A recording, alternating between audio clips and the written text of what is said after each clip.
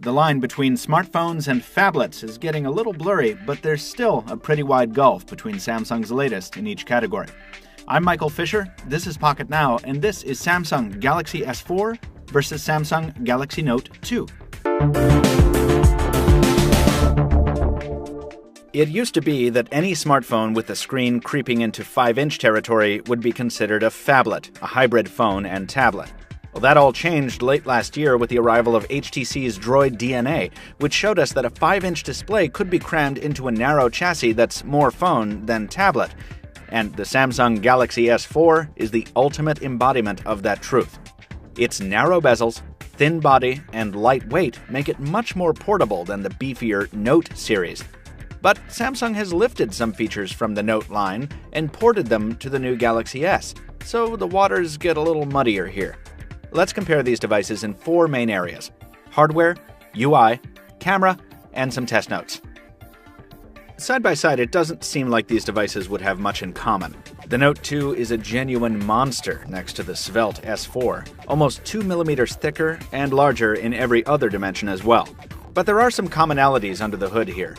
Both the Note 2 and our American GS4 run on quad-core processors backed up by 2 gigs of RAM. On the Note 2, it's a Samsung Exynos 4412 running at 1.6 GHz, and on the Galaxy S4, it's a Snapdragon 600 at 1.9 GHz. Both devices are offered in multiple storage options with microSD expansion, and both feature removable batteries. But the Note 2's 3100 mAh pack is 500 mAh larger than the Galaxy S4's. The biggest factor driving the Note 2's beefier dimensions is the Super AMOLED display, which at 5.5 inches is a full half-inch larger diagonally than the Galaxy S4's. It's also lower in resolution at 720p, putting out a pixel density of 267 ppi.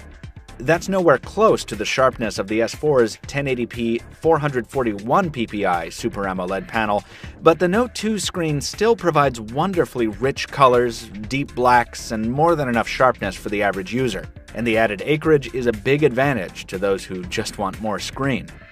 Still, whites appear a bit more green on the Note 2, and the difference in sharpness is detectable on text-heavy pages, so the S4 will still be the preferred choice for display purists. In the hand, the difference between the 182-gram Note 2 and the 130-gram Galaxy S4 is night and day. While they're both finished in the same glossy hyperglaze with similar texturing patterns underneath, the size and weight disparity makes you keenly aware that one of these is a smartphone and the other is something more. That's reinforced by the presence of the S Pen on the Note 2, which takes us into software and UI. The Note 2 relies heavily on its S Pen stylus to set it apart from the Galaxy S line. In our full review of the Note 2, we said it makes using the device feel akin to using a desktop computer in some cases, in part because of the Air View hovering and scrolling functionality. There's also the Wacom Digitizer in the Note 2's display, which registers over 1,000 levels of pressure sensitivity for the art-making and note-taking functionality that gives the device its name. The S Pen is so central to the concept of the Note 2 that Samsung has released an SDK for the stylus to allow developers to create apps that leverage its unique capabilities. Now, Samsung has ported some of those S Pen features to the Galaxy S4, without also bringing along the S Pen. Specifically, it's introduced Air View to the S4, allowing a user to hover with his or her finger over the display to initiate different actions than a tap. Now, while this is a handy idea, it somehow feels less natural with a thumb than with a stylus. It's also only a partial replication. Scrolling doesn't function on the S4 as it does on the Note 2, and some of the bugs have made their way from the previous incarnation as well. This is evident in the messaging app, where only some message threads provide previews on hover, seemingly at random. It's still handy in places like the gallery, in the custom-built Flipboard app, in the dialer, and elsewhere, and with a software update to fix the bugs, it could really enhance the experience of using the S4, but in its current form, it's much less useful here than on the Note 2. And new but similar features like air gesture suffer the same fate.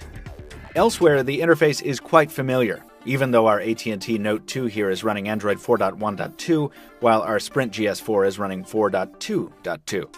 While the newer version of Android offers some goodies like lock screen widgets on the newer phone, Samsung's TouchWiz skin hasn't changed much across these devices.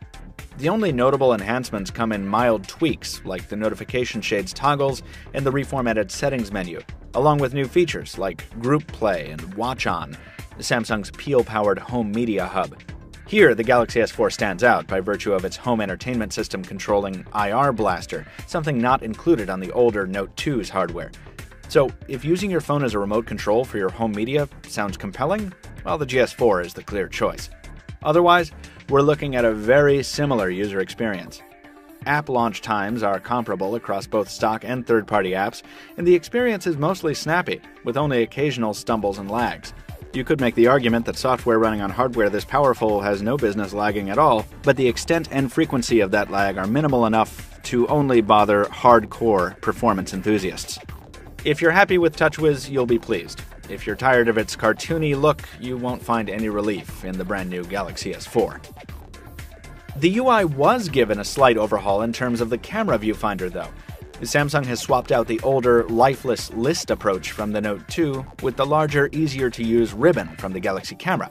There are also many more fun features here, like the multiple exposure drama shot, the GIF-making animated photo, the two-camera dual shot, and so on. The Note 2 isn't exactly lacking for features, but the GS4 definitely takes gimmicks to the next level. There's also been a resolution bump in the S4 to 13 megapixels over the Note 2's 8 megapixel sensor, though it should be noted that the S4's out-of-box setting is 9.6 megapixels, presumably to ensure a 16:9 aspect ratio. In this shooting mode, the field of view is narrower than the Note 2's, meaning you need to get further from your subject to capture it. That's annoying, but at least it results in shots that are comparatively sharper most of the time. For most consumers, though, the most visible improvements in the Galaxy S4 camera over the Galaxy Note 2 will be the added features, not the improved picture quality. Samsung has had a pretty good reputation for battery endurance since at least the Galaxy S3, and neither the Note 2 nor the Galaxy S4 seem eager to break that record. That's a good thing. During our testing in the greater Boston area, stamina was solid on the new S4, the device lasting us a full day of moderate to heavy use. The Note 2, with its huge 3100 mAh cell, still outclasses it, but not by as much as you'd think. We have more thoughts on the Galaxy S4's battery life in the full review. Some cues the Galaxy S4 took from the Note 2 resulted in substantially identical performance. Enlarging the speaker and moving it down to the lower left, as on the larger phablet, resulted in much improved sound over earlier models. These devices produce very similar audio results, with maybe just a hair more bass on the Note 2. Speakerphone performance in phone calls is fine on both, but several callers told us that regular calls taken through the earpiece sound better on the Note 2, with the Galaxy S4 producing a muddier sound. And callers also sounded a bit tinnier on our end with the S4 as compared to the Note 2. We're not sure if that's a result of hardware or software, or if it's correctable, but it is a little disappointing. In sum, though Samsung brought some features over from the Note family for its latest Galaxy S offering, these two smartphones are still a category apart. The Note, with its larger screen, S Pen, more refined feature set, better call quality, and superior battery life, is still the go-to choice for someone who needs more than a typical smartphone experience. The Galaxy S4 is more pocketable, with a much sharper screen and some newer features. It does the Galaxy S line proud, but it doesn't infringe on the phablet territory of its larger cousin.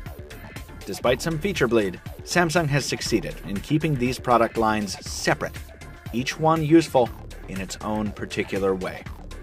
Folks, we have so much more on the Galaxy S4, both here on YouTube and at PocketNow.com. Make sure and subscribe, follow us on social media, drop us a like here on YouTube if you enjoyed the video, leave a comment down below if you have something to say, and as always, thank you very much for watching. We'll see you next time.